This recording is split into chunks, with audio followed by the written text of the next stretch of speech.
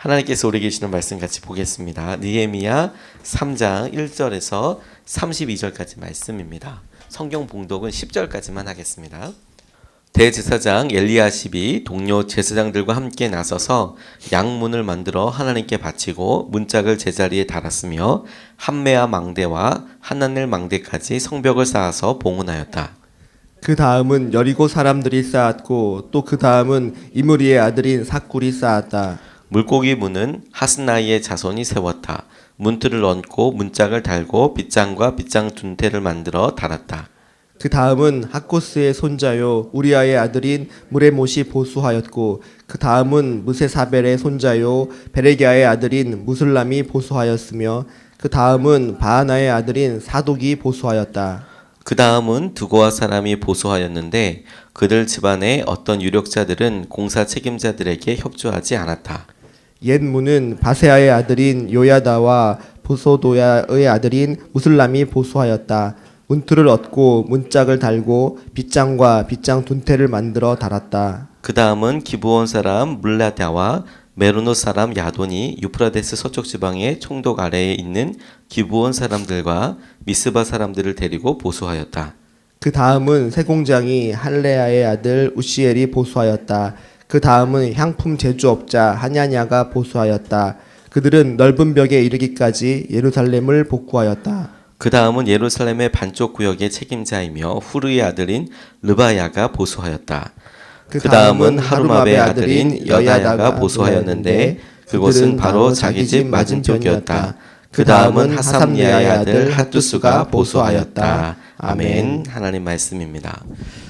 성벽을 쌓을 때 하나님께서 그들의 마음을 감동시키고 순종하게 했던 사람들의 이름과 그들이 쌓았던 맡았던 구역에 대해서 간단하게 소개가 되어 있습니다. 이렇게 쭉 이어져 있는 삥 둘러서서 성벽을 쌓게 되는데 우리가 기억해야 할 것은 이 모든 일들이 기도하기 시작했고 기도하여서 이스라엘의 지도자들, 유대의 지도자들이 하나 되기로 결정을 하고 그래서 순종하여서 이루어지게 된 결과라는 것이죠.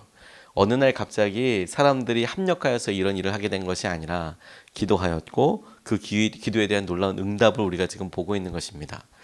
오늘 본문에서 하나님께서 우리에게 붙잡게 하시고자 하신다라고 붙잡은 것은 무엇이냐면 첫 번째로 성을 쌓는 것이 특권이었다라는 것이죠.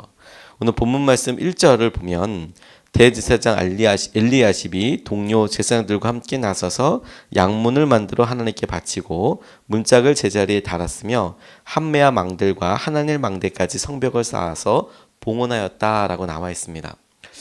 이 모습이 어떨까를 생각해 보면서 양문을 지었다라고 이야기할 때 이 엘리야삽과 동료 제사장들이 양문을 지은 이유들이 있겠다는 생각을 하게 됐어요.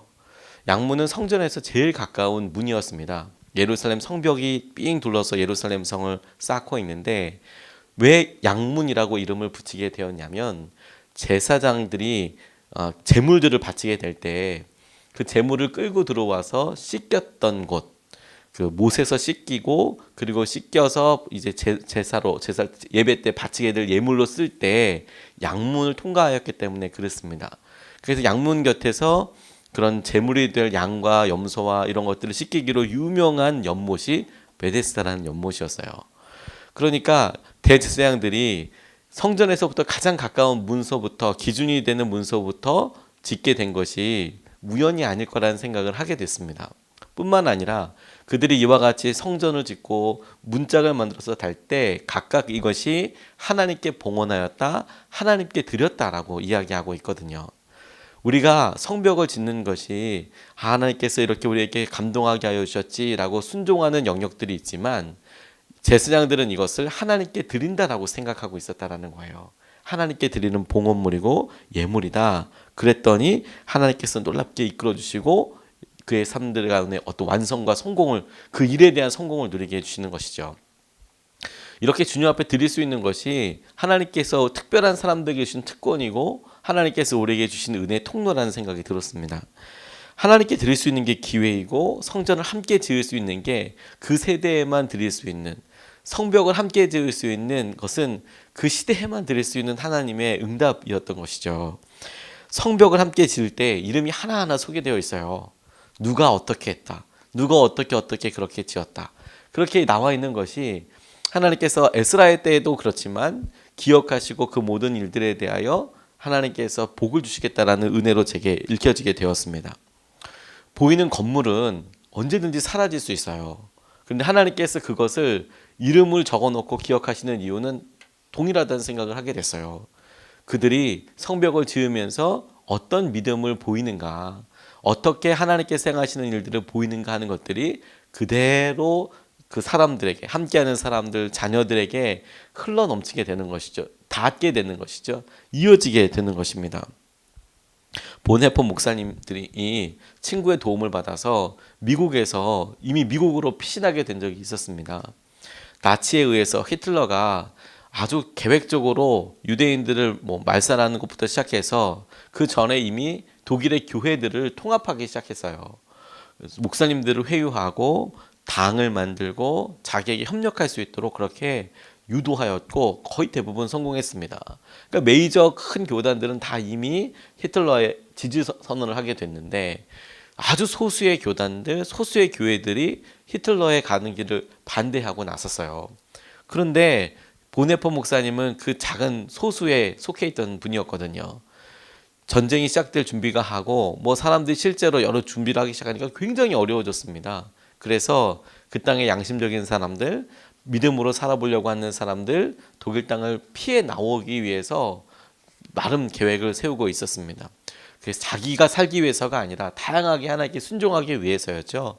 보네폴을 아끼던 주위의 여러 친구들이 미국으로 그를 데리고 갔습니다.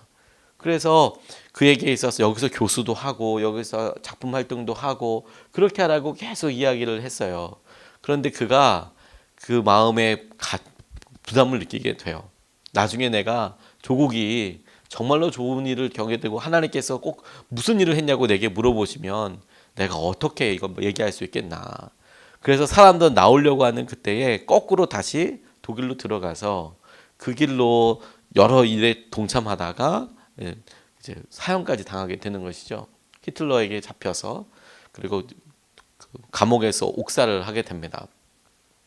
그의 마음과 그의 생각이 그 시대의 아픔과 어려움에 동참할 수 있는 것이 특권이구나. 하나님을 믿는 사람들에게, 예수님을 믿는 사람들에게 이것이야말로 하나님께서 우리를 쓰실 때 주시는 사명인 거구나.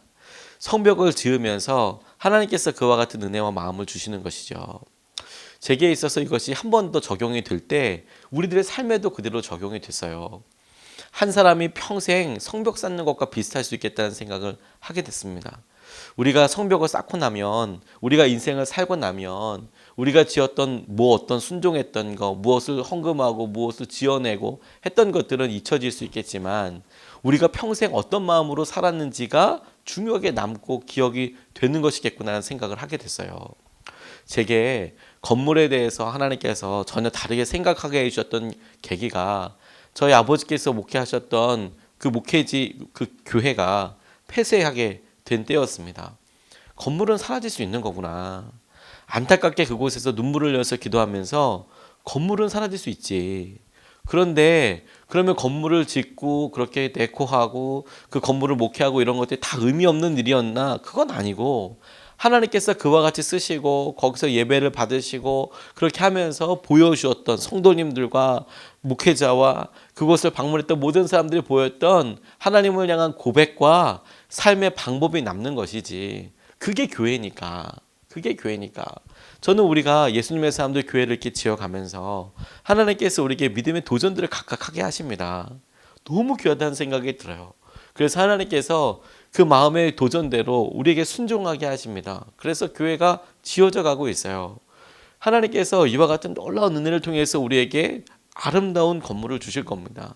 그러니까 보기에 아름답기보다도 보기에도 아름다웠으면 좋겠고 아마 이게 기도이니까 우리에게 가장 아름답게 보일 거예요. 기도했기 때문에. 그런데 정말로 남게 되는 것은 무엇이냐면 건물도 외관도 남지만 이 기간 동안에 성벽을 쌓듯이 우리 가운데 남았던 믿음의 고백과 어떻게 하나님의 말씀에 우리가 반응했는지가 진짜 우리가 남기게 될 성벽인 거예요. 이런 믿음을 쓸 수 있는 것, 이런 고백을 쓸 수 있는 것, 이렇게 믿음의 성벽을 짓는 데에 우리의 인생의 소중한 시간들이 사용되는 것, 이게 특권이라는 거예요. 이게 하나님께서 우리에게 행하시는 특권과 보이는 것이구나. 이게 남는 거구나. 훈련을 열심히 하면 사람들이 몸에 어떤 배에 있는 근육과 이런 것들, 외형적인 게 남는 것 같지만 실제로 어려운 일을 당했을 때, 연습했던 상황을 만나게 됐을 때 자동적으로 움직이는 그런 습관이 몸에 밴 어떤 역할들이 남는 거거든요. 믿음이 그와 같다는 생각을 하게 됐어요. 두 번째로 붙잡은 것은 무엇이냐면 간절한 기도부터 시작해야겠다라는 생각이 들었어요.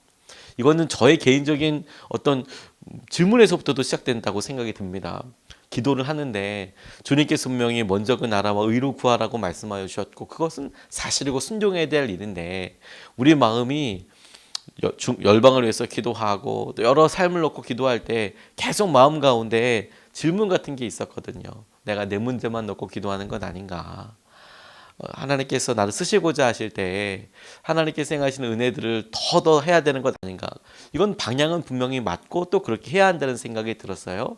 근데 그 마음 자체를 주님께서 제게 말씀으로 이렇게 보여주신 그런 거라고 생각이 들었습니다. 2절에서부터 부분을 이렇게 보면 이렇습니다. 제일 많이 나온 단어가 이제 그 다음은이라는 단어예요. 또 10절 말씀에 보면 그 다음은 이렇게 나와 있는데 바로 자기 집 맞은 쪽이었다. 성벽을 쌓은 것이 23절에도 그곳은 그들의 집 맞은 쪽이다. 그곳은 그의 집 옆쪽이다. 30절에도 그 다음에 나오면서 그곳은 자기의 방 맞은 쪽이다. 이렇게 나와 있습니다. 32절에 성 모퉁이 누각에서 양문까지는 세공장이와 상인들이 보수하였다. 처음에 양문에서 시작된 대제사장들과 제사장이 쌓았던 양문에서 시작된 공사가 상인들에 의해서 양문까지 이어지게 돼서 성벽이 삥 둘러서 이제 다 맡은 구역이 있고 세워지게 되는 것을 보게 됐는데 그 다음은 나와 있는 단어가 총 이 3장에서 30번 나오더라고요. 30번. 그 다음은.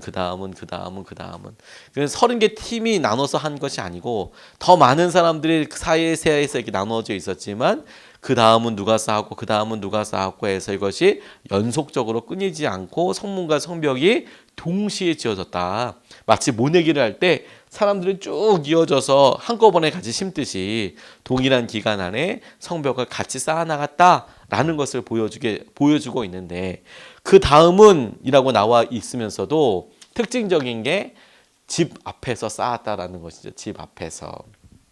이게 제게 왜 특징적으로 다가왔냐면 성벽이 하는 역할이라는 것이 도적대가 들어오지 않고 외적이 침입했을 때 이거 문이 있어야 어떻게 버텨보는 거 아니겠습니까? 그런데 성벽이 없다는 것은 그냥 거기가 문인 거예요. 그냥 들어오는 거예요. 지나가다가 도적들이 저기 좋아 보이네. 그러면 때로 몰려와서 그냥 그리로 들어오는 거죠. 성문이 따로 없으니까 그냥 밟고 들어오면 되는 것이죠. 그런데 이스라엘 백성들 가운데 성벽을 지은 사람들 가운데 자기 집 앞에 성벽을 지었다라는 것은 거꾸로 생각을 해보면 70년 동안 그 앞에 성벽이 없었다라는 거예요.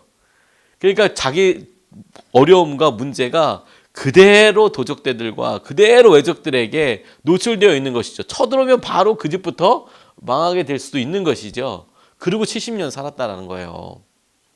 그런데 성벽을 쌓을 때가 돼서 어디부터 쌓겠느냐라고 보니까 자기 집 앞에서부터 쌓았다. 이게 마치 저에게 어떻게 다가왔냐면 하나님께서 우리에게 하나님의 일을 하고 기도하게 하실 때에 주님께서 우리에게 그렇게 열심을 내고 순종하게 하실 때에 얼마든지 자기 앞에 있는 문제부터 자기 앞에 쌓아야 할 그 문제서부터도 시작하실 수 있겠구나.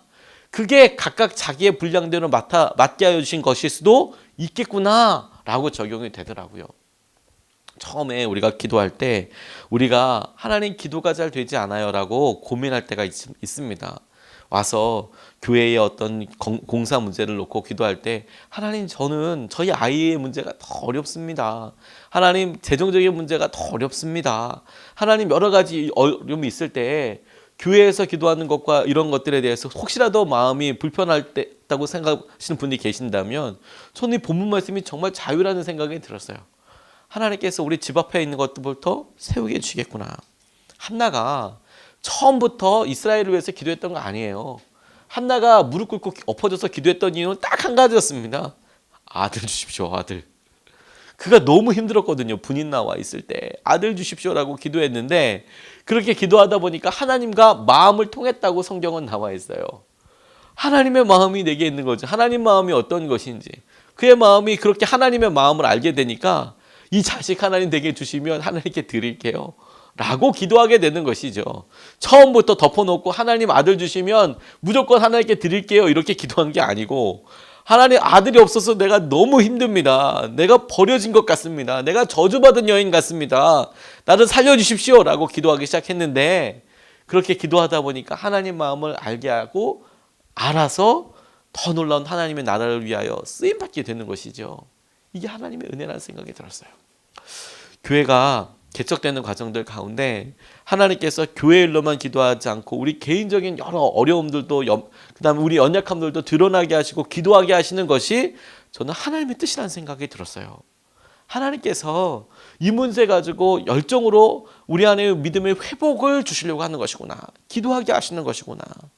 그렇게 기도하고 하나님 앞에 나아가게 하는 것이 결코 하나님께서 이것이 우리 개인적인 것이 아니라 교회가 하나님의 성벽이 되어가고 우리 자신이 교회이고 우리 자신이 하나님의 교회를 지키는 성벽이 될 텐데 하나님 이를 통하여 우리의 믿음을 든든히 서가게 하시고 주의 능력과 은혜와 마음으로 쓰게 하여 주시는 거구나.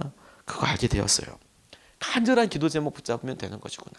간절한 기도 제목에 대하여 하나님이 우리를 이렇게 불러주시고 이끌어주시고 인도하여 주신다고 저는 믿습니다.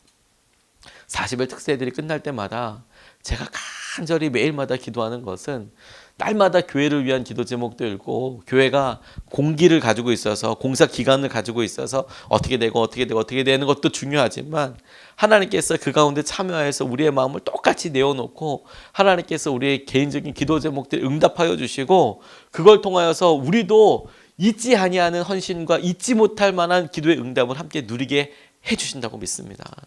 하나님께서 행하시는 그 기도와 능력을 우리가 함께 누리고 붙잡고 나아가게 되기를 주님의 이름으로 도전합니다. 우리 말씀 붙잡고 같이 기도하고 싶습니다.